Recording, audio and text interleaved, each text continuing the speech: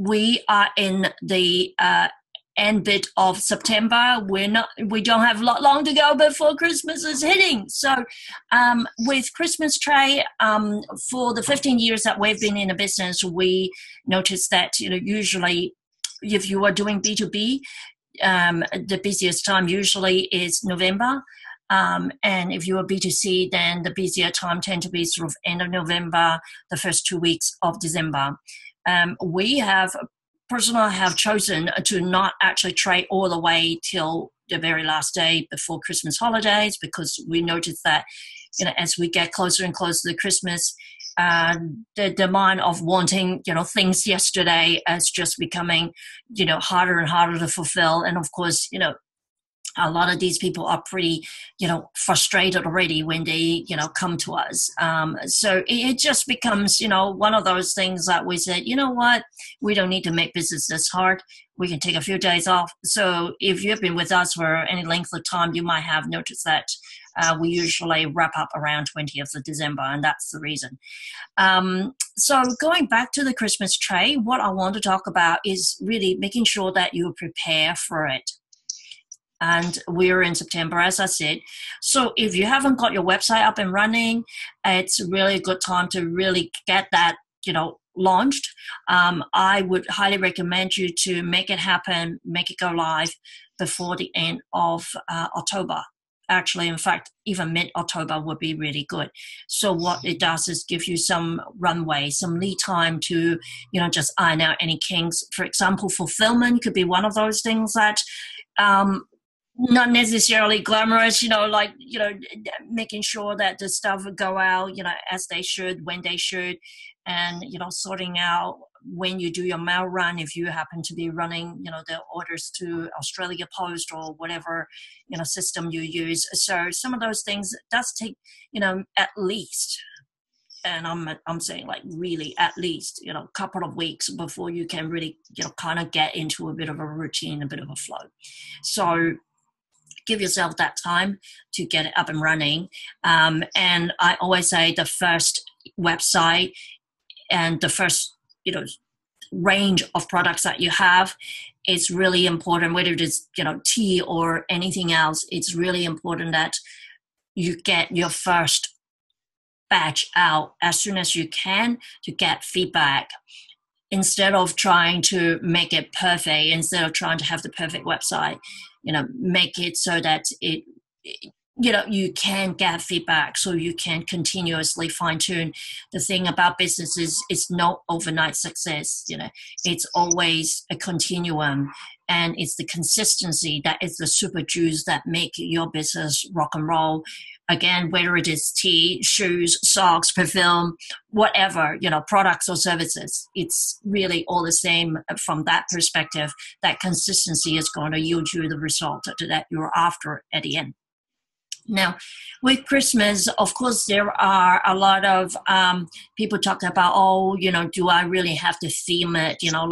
Should I go and get some Christmas tea going and stuff like that? And I would say that it's like what I mentioned yesterday to another person on the call, that you don't necessarily need to have a special Christmas tea as such, but you could repurpose what you have. So let's just say you really love black teas. That's what you like to sell. And what you could do is, pick out something there and, put a nice Christmas packaging on it. Yes, of course, if, the tea, have those flavors that reminds people about Christmas, that would be ideal. And I would recommend you mute that. I need to do that for you. All right. So it would be actually ideal to, have something that has got that Christmas feel to it in terms of flavor, and, but at the same time, I often think it's really about, the story you tell about the product. So let me give you another example. Let's say detox tea. I have customer come to me to buy jasmine green tea because they heard it is great for weight loss. I have customer come to me to buy jasmine green tea because they love it from Yum Cha. And I have people come to get jasmine green tea because that's what their grand always drink. And I have people who come for jasmine green tea because they just love the flavor. right? And there are just 101 ways you could, package. And when I say package, like, telling the story about the tea, and just be, creative in the way you see what you're offering and matching it to, what is demanded out there. And there's your sale. When a sale happens, it's usually because you have got, a demand and a supply that, intersect. And that's where, the great sales conversations, gain momentum and turn into a sale. And sales conversation doesn't mean that, oh, buy one, get one free, I'll cut you a good deal, It's nothing to do with that. It can be totally just an authentic chat. If someone comes to you, let's say, asking for, do you have, this exotic herb from, Amazon, and you don't. Instead of just simply saying, sorry, I don't, you could be saying, oh, no, I don't, but, why are you looking for this? Be curious. And they might say, oh, I heard that this thing is really good for digestion, and I always have digestive problem, blah, blah, blah. So you could be saying, oh, okay, if that's the case, I also have some other products that is fantastic for digestion. Would you like me to show these to you? Or if it's on an email, you may even say, here are the product pages that you can take a look and see if those would suit you. So you could always be obviously a step ahead in the way to help them out. And when you do things like that, you come from, a place of, supporting them and helping them out because you know your product. So you know which one might be helpful to them, but you need to first understand what is their demand, what is the need or the want. So that is really important. Of course, when we talk about Christmas stuff, there is good old packaging. And, when it comes to packaging, I always encourage everyone, particularly if you're starting, to look at packaging creatively. So, for example, you can obviously go for tins, particularly if you're looking at, putting together gift hampers and things like that. And, you can put a nice, pretty label on it. But you could also think about, for example, a tin with a wraparound paper that is going to be easy for you to print as a flat piece, and then you wrap around and, you can stick a label or a little bit of glue or whatever that stick it together. So this will mean that you use one tin and you can package up anything. And this is going to, make it really easy for you to multi-purpose the tin. And, this template, today might be something to do with Christmas, but, maybe, when it comes to April, when you're doing your Mother's Day promo, you could have a different image, but the template is there. So it becomes really easy for you to be very agile in your production of these items.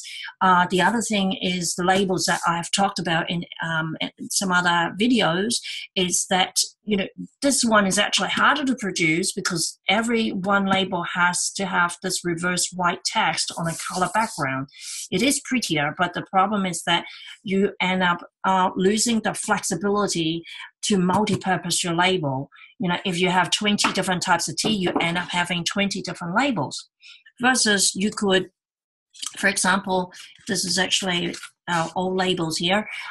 You could be looking at, a pre-printed label with tick boxes, and then you put the, and you take the option, of the tea that is going out using this label. Or the other thing we use is actually having a pre-printed swirly background and the orange band, and then we print dark text on top, depending on the order. So you could actually do these, on the fly. Versus if you actually go out to get these printed, you might be looking at, 500, 1,000 labels at a time. And I have come across customers again and again who just get so flustered when we remove a product or change a recipe of the product. I mean, those things are necessary parts of the business. We try to minimize those so that you have a consistent product offering. But at the same time, when those things happen, some customers get really, really frustrated because they feel that, I have 1,000 labels I just printed. I didn't know, And that's just it. Don't bind yourself into these things unless, you can see that you can plow through those labels pretty quickly, or you're quite happy to burn some money, if the labels are no good and you need to, print it on a lot.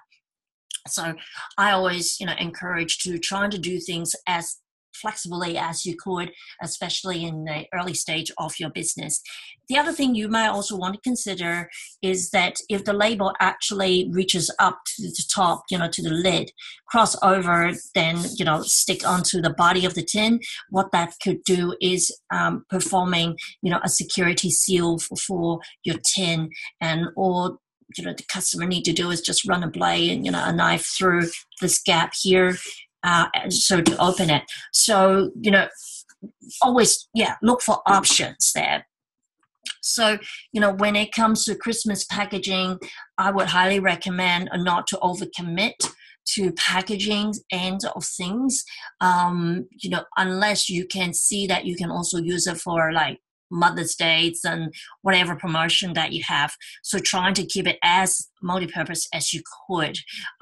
It doesn't mean that you can't put a little nice gold bowl or ribbon or something on top. You still have a lot of flexibility, and I'm certainly here to help you out if you have any questions on that. As some of you know, I do tea business coaching and consultations. So we could look at doing that. And of course, we also have a lot of information on our website to help you to sell more profitably in your style. And the other thing I want to touch on today is email marketing. And I know a lot of people don't do email marketing. In fact, I was talking to a lady the other day, and she just absolutely said, no email marketing for me. I don't want to be salesy. And she was so adamant that to do email marketing, it means I'm always on selling mode. And I could not convince her. She was just so stuck. But I just really would love for you to understand that, email newsletter is actually creating a common place for you and your customer and your potential customers to have conversations. So firstly, they don't need to be, like labor intensive as such. You might be already writing some stuff on blogs, on your website. And so the email is simply providing a teaser to take them over to your site. So on the email newsletter, it might be something like, so many people enjoy a cup of tea because it helps them to de-stress. What is tea to you? Do you drink tea because you want to de-stress? And here are 5 awesome teas that you can look at if you want, a nice cuppa to relax and de-stress. And then you put the button on and they click that and it goes to the article. It doesn't have to go to a product page. It can go to an article. The article can have the product pages linked there. So there are different ways to do these things that will actually take you to a place that you want to continue that conversation. Think about the email newsletter as your ambassadors, just putting out some consistent information and message to, your tribe. And of course, they don't need to be done live either. Like if I want to send out a newsletter today, I don't have to do it today. I could be scheduling it, in a week's time or, 3 months ahead. And also there is what they call autoresponders. So basically, let's say today you place the order, you set up the autoresponder, which is a set of emails that automatically send out based on a certain condition met. So let's just say someone placed the order today, the autoresponder will send an email tomorrow to say, thank you for your order yesterday, and we're getting this ready for you. Meanwhile, you may want to check out this fact sheet about 10 things you don't know about tea or something like that, right? So you could be there to continue that conversation while the people just bought from you. They still have you, more or less the top of their mind. That may be 10 days later, you send an email, that by then they should have received the product, hopefully has already tried it, so they have some personal experience with it. So that would be a good time when you go and say, hey, I hope you enjoy XYZ product that we sent you, how you finding it, if you like it, or any question, feel free just flick an email back to us, or you can ask for a product review.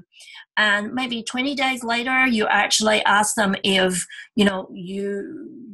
whether they love it so much that perhaps they want to, refer it to someone else. So you could say, hey, have you been sharing this tea with your friends and family? If you do, or if you want to, here's a discount voucher code that you can actually use with your customer, with your friends. That's something like that. So those are actually preset, and you don't need to send them out individually every time. You just set it up as a series of automatically shoot out emails. So if someone buy today, the day one email will be tomorrow, and the day 10 email will be on the 10th day or 11th day, and so on. So if someone buys tomorrow, then everything got pushed out one day, and it's all automatic in the background. So I am actually starting to help some of the customers who are needing some help to just set these things up, in a very basic fashion. Just to, really get some of these going, because what I have found is so many people who go and sell an item and there is no further conversation after that. There is no relationship after that. And what happens is next time when someone wants to buy tea again or buy your product again, they have forgotten you. Or, they just go for whoever is most convenient to them. Even, maybe just go down to Coles or Woolies, the supermarket, to actually just grab a box because it's convenient. So it is important that you do really consider, the benefit of having these conversations continuously.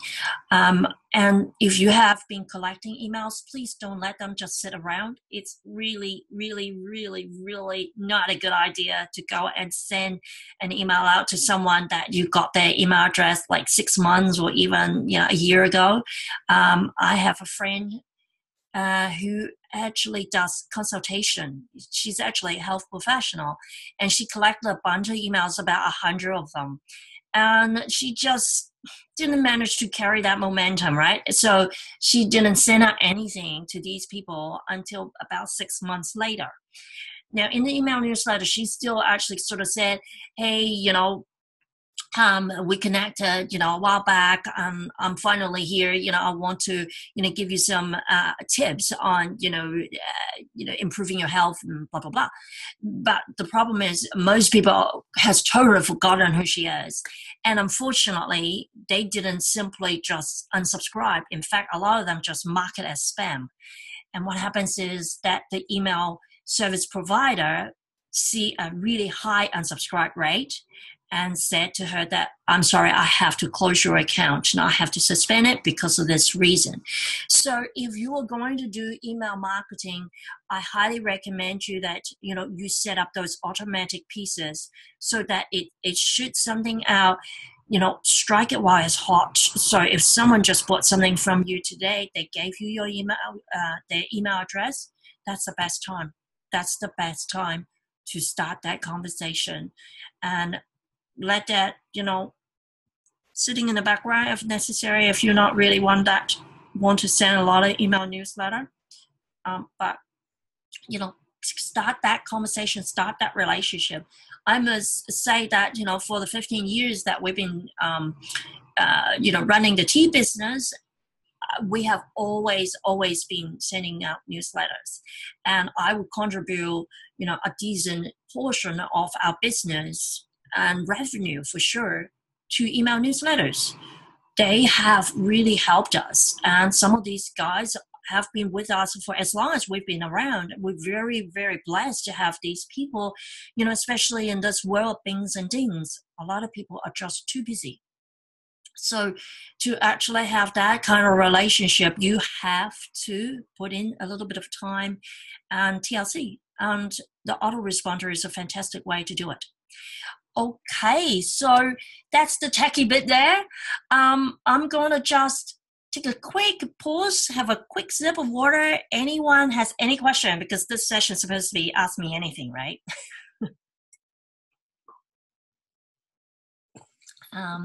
For the guys who are on mute, feel free to unmute yourself and ask, or just pop in a little thing on the chat box. I did have a question yesterday. Yes, it's to do with tea infusers.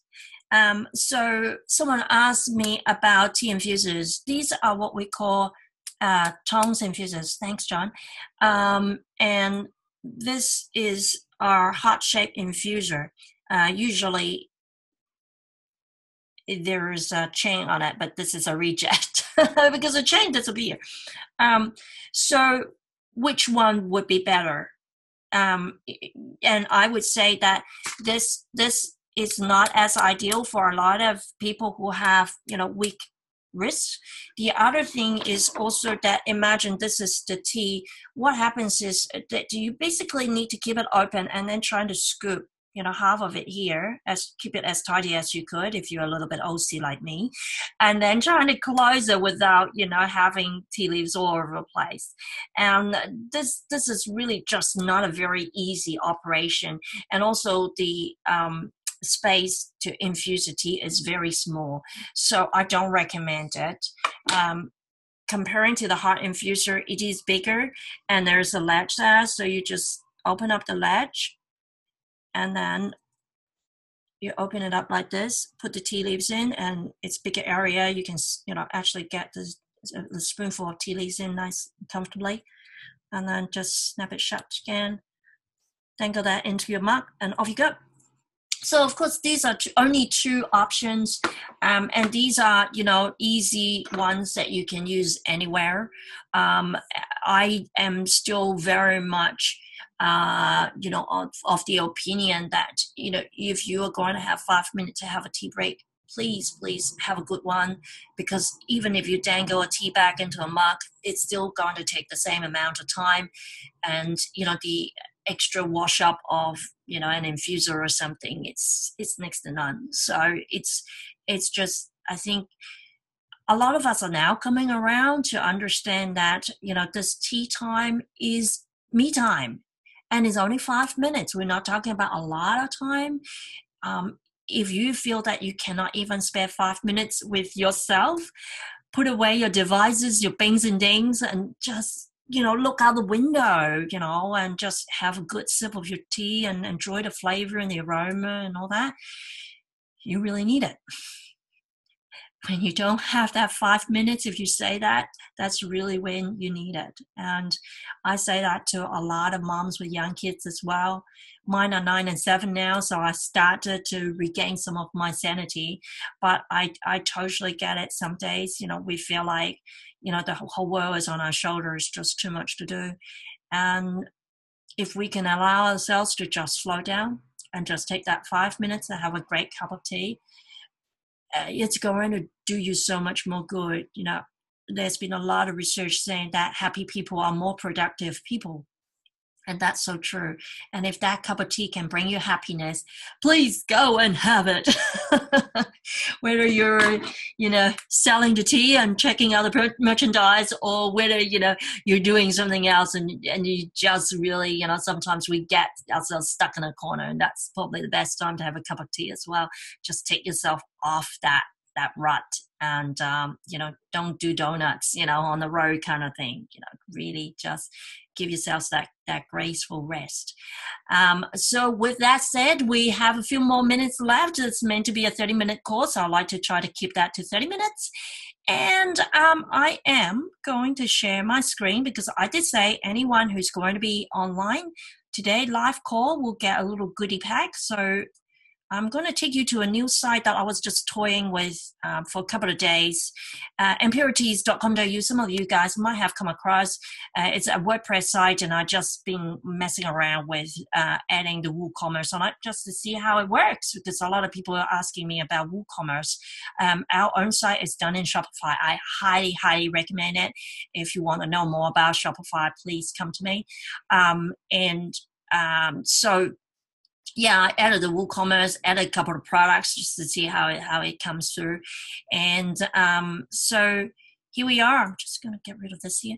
There is this classic black tea photo pack that I'm going to give to you. And what you need to do, and this is for you guys only, so in the recording they wouldn't get the discount code to get it free, but these images basically it's for you to use for your promotions, and your social medias and whatever else. Each image, you have a large version that you can use for print, and also a small version that you can use for online stuff. So I'm sure some of you guys already know these things anyway, but for the sake of the recording, I'm going to tell you as well. So all you need to do is just go onto this link, and let me give that to you now. Where's my chat? It's kind of hidden.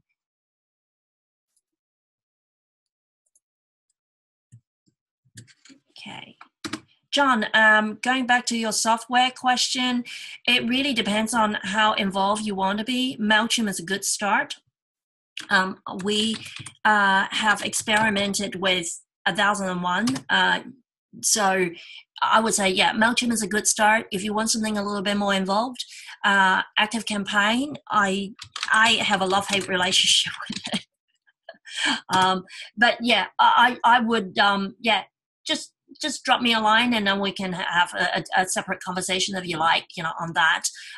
So we don't, kick out too much here. But MailChimp is a good start. ActiveCampaign is pretty good, for growth.